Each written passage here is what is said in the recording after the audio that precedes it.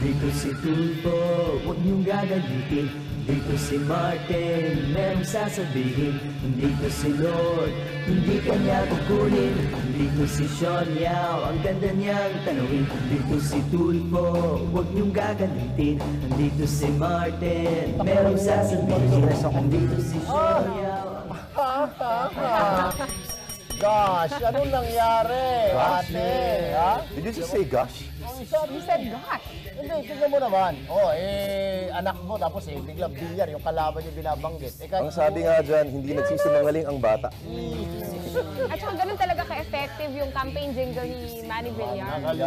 Ibig sabihin parang araw-araw na expose sa TV talaga yung bata. Pero meron theory si Lord dyan, mamaya i-explain niya kung bakit. Ano yun? Kung bakit Ako na naman. Di ba sabi mo kung bakit, pina-explain mo sa akin bakit yung mga bata ay gustong-gusto yung kanta yun. Wala ko naalala. Hindi ko naalala. Parang may sumpa ata yun eh. May sumpa yun, may pinalit doon na kaluluwa siguro. Ngayon lang ako natuwa kay Baby James. Ang cute niya kasi. Oo nga eh. Yung sabay yung tawa niyang parang pilyong-pilyo yung mukha. Pero tama si Lord, yung ginawa ni Baby James, hindi na siya sinungaling yung bata. Oo. Napapanood niya siguro yung jingle. Kinulit-ulit, di ba? May hirap kabisiduin yung kay Tito eh. Baka yung yaya. Hanggang ngayon, di tumatatak sa isip ko yun eh. Yung yaya Ako yun. din. Maray na aga, mga tugang! Naimbag na bigat yo amin! At buenos dias, assalamualaikum! Panggigising namin sa inyo mga balitang dire-diretso! Mga komentaryo, walang preno! Pati mga balitang walang kwenta, papatulan natin. Lahat dito, Sa poll! Anyway, isang mabilis na silip muna po tayo sa mga pinakamainit na issue ngayong umaga sa mga pangunahing dyaryo. Umpisahan po natin sa Philippine Daily Inquirer.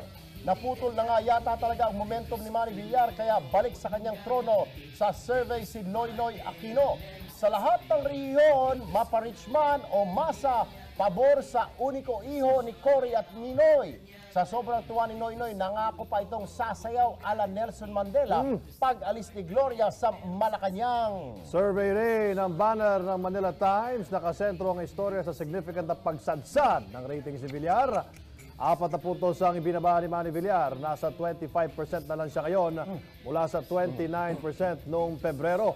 Malaking dagok nga ito naman, lalo na kung babalikan ang ratings niya noong January na 35%.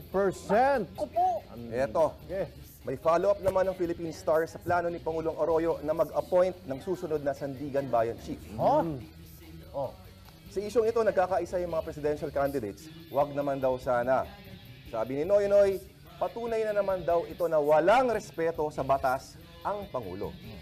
Tingin pa ni Dick Gordon, atat mag-appoint si Gloria ng mga tao niya sa judiciary para maligtas siya at ang kanyang pamilya sa mga asunto kapag wala na sila sa pwesto. Sabi ni Villar, ibabalato na raw sana ito ni Arroyo dapat sa susunod na presidente. Although may ganda litrato eh. Nakaka-distract eh. Oo, litrato naman kababaihan yan eh. No, clean and green. Ba yan? Mga Miss Earth candidates. Anyway, loyalty check sa hanay ng administrasyon ng headline ng Manila Bulletin. Sabi rito, 41 governors show up for Gibo. Pinatawag ni Albay Governor Joey Salceda ang mga kaalyadong gobernador para siguruhing solid sila kay Gilbert Teodoro. Sa 51 governors na pumirma, sa Governors for Gibo Manifesto, 41 ang dumating. Importante raw ang meeting na ito, lalo na't mukhang problemado ang kanilang partido. Nabawasan na ng siyam. Nalalagas. 11. Di ba 51 yun? Ngayon? 40 yan lang. 41. 41.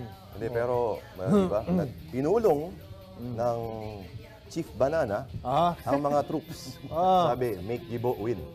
Alam mo naman, di ba? Inutusan. Pag nagdesisyon yun, Abo, sunod lahat. alam mo ba na may chismis? Sabing gano'n sa probinsya daw malakas si Gibo. Dito lang sa Metro Manila, mainit si Noynoy. Sa probinsya baka lumabas daw Gibo Lore. Yun ang sabi. Alam mo, nag-ikot ako, nagpunta ako ng probinsya, lalo na sa Mindanao. No? Wala ako nakitang ni isang Noynoy na poster doon